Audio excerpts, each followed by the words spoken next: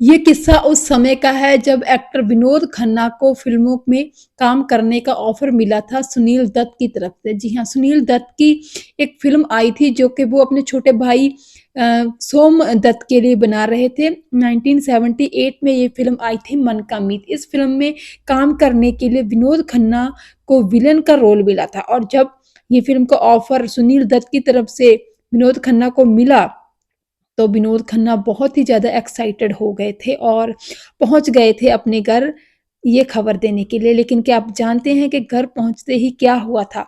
जब विनोद खन्ना के पिता को ये पता चला था कि विनोद खन्ना फ़िल्मों में जाना चाहते हैं और उनकी जो है ऑफ़र भी मिल चुकी है फ़िल्मों के लिए और फ़िल्म बस सिर्फ़ ये खबर देने पहुँचे हैं, तो विनोद खन्ना ने के पिता ने उन्हें बहुत डाँटा था और कहा जाता है कि उन्होंने विनोद खन्ना पर पिस्तौल भी तान ली थी। दरअसल विनोद खन्ना के पिता उनको एक बिज़नेसमैन बनाना चाहते थे और वो चाहते थे कि वो फ़िल्मों में बिल्कुल ना जाएँ। लेकिन विनोद खन्ना का मन जो था वो फ़िल्मों में जाने का ही था क्योंकि विनोद खन्ना शुरू से ही इंजीनियर बनना चाहते थे, लेकिन उनका पढ़ाई में बिल्कुल मन नहीं लगता था। इसीलिए उन्होंने अपने स्कूल और कॉलेजेस में होने वाले ड्रामा कॉम्पिटिशन में भाग लेना स्टार्ट कर दिया और धीरे-धीरे इस तरह एक्टिंग के प्रति उनकी रुचि बढ़ती ही चली गई।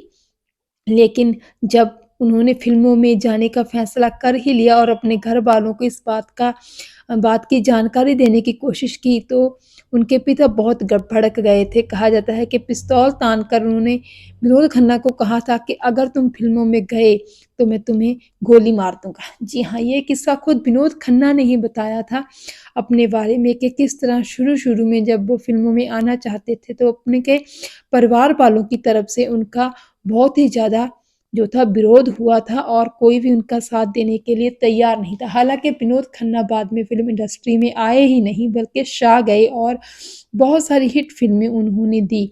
लेकिन एक समय ऐसा भी आ गया था जो जब वो फ़िल्म इंडस्ट्री से भी अशांत हो गए थे और उनको लगता था कि संन्यास लेकर एक सन्यासी जीवन जीकर ही उनको उनकी ज़िंदगी में शांति और अमन की वापसी मिल सकती है और उन्होंने एक दिन मीडिया के सामने संन्यास लेने की घोषणा कर दी थी।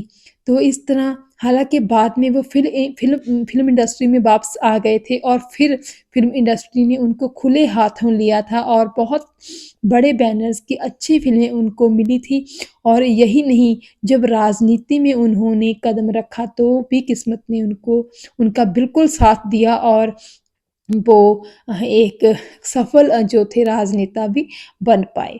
तो इस तरह विनोद खन्ना बहुत ही ज़्यादा किस्मत के धनी व्यक्ति थे। जब भी जिस भी क्षेत्र में जिस भी काम में उन्होंने हाथ डाला, वो बिल्कुल उस काम में सफल रहे।